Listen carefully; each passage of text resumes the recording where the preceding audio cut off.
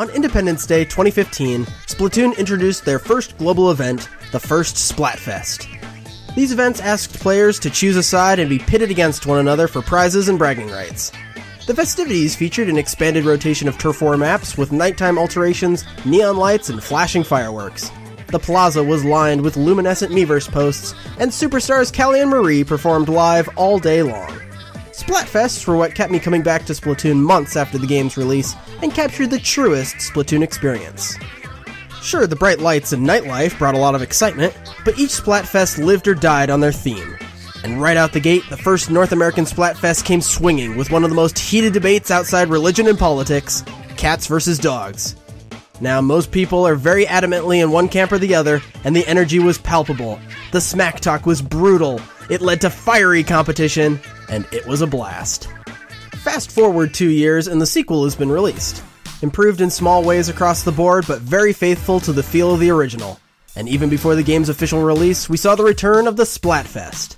With new hosts and on a new console, the event picked up right where it left off nearly a year after the climactic Callie vs. Marie Splatfest. I'm in love with this game all over again, and I'm stoked for another season of Splatfests. But I can't shake this feeling that not all is right in Inkopolis Square, because this coming Splatfest is gearing up to be the worst one of all time. Don't believe me? Then brace yourselves, because on August 4th, the first official Splatfest to kick things off, to really get our blood pumping like we did for Cats vs. Dogs or Callie vs. Marie, is none other than Mayonnaise vs. Ketchup. Now, I don't envy Nintendo of America or Europe the position of coming up with compelling themes. They've had some pretty bad stinkers during the first year of Splatfests, with Barbarians vs. Ninjas, Hot Dog vs. Marshmallow, Hawaiian Pizza vs. not Hawaiian Pizza, but this one really takes the cake, versus ice cream.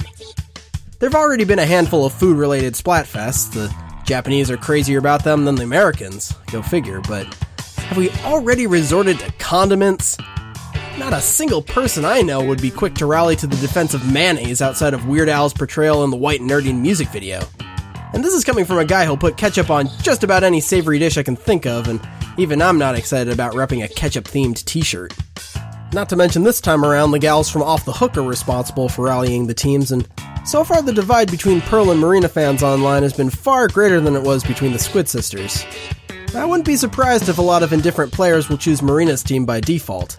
I've also heard that some players will feel compelled to choose the inherently unpopular option like Mayo just to make matchmaking easier, since in the past, lopsidedly popular teams were more frequently paired against themselves and often lost more matches overall. If anything, Nintendo needs to pair Marina with the less popular options if they want to keep the teams even. In addition, the team colors for Splatfests were usually arbitrary for abstract themes like cars versus planes, but more clearly represent their theme when applicable, like Pokemon Red vs. Blue for example. In the original Splatoon, there was a conscious artistic decision to pair off opposing teams with complementary colors, aka the colors opposite from one another on the color wheel. This makes enemy ink pop out and easy to recognize, and is a basic principle of color theory. The developers did, however, limit themselves on which colors were included. Most notably, red, white, and brown were never possible, theoretically because they could be construed as bodily fluids. I'm sure Nintendo wanted to keep their family-friendly shooter from depicting adorable children exploding into pools of red liquid and spreading their innards across the map. But unless this official art doesn't represent the intended team colors, which would be unprecedented, then we're looking at Team Blood versus Team Semen. And don't think the internet's gonna let that one slide, Nintendo. They've been making white ink jokes since the first game's announcement. Either that or you'll have to play imagining your Inkling swimming through a sea of sticky mayo like a fish stick, and I don't think that's much of an improvement. So what happened, Nintendo? Did you just lose your touch?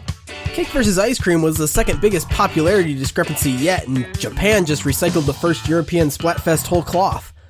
I figured these were a couple of warm-ups, saving the good ideas for the official release, but this is unfathomable. And don't tell me the Europeans convinced you this was a good idea, North America. You knew this one was going to be a flop and got complacent. At least have the balls to pick ketchup versus mustard, or hell, ketchup versus barbecue sauce, or something Americans actually compare to ketchup.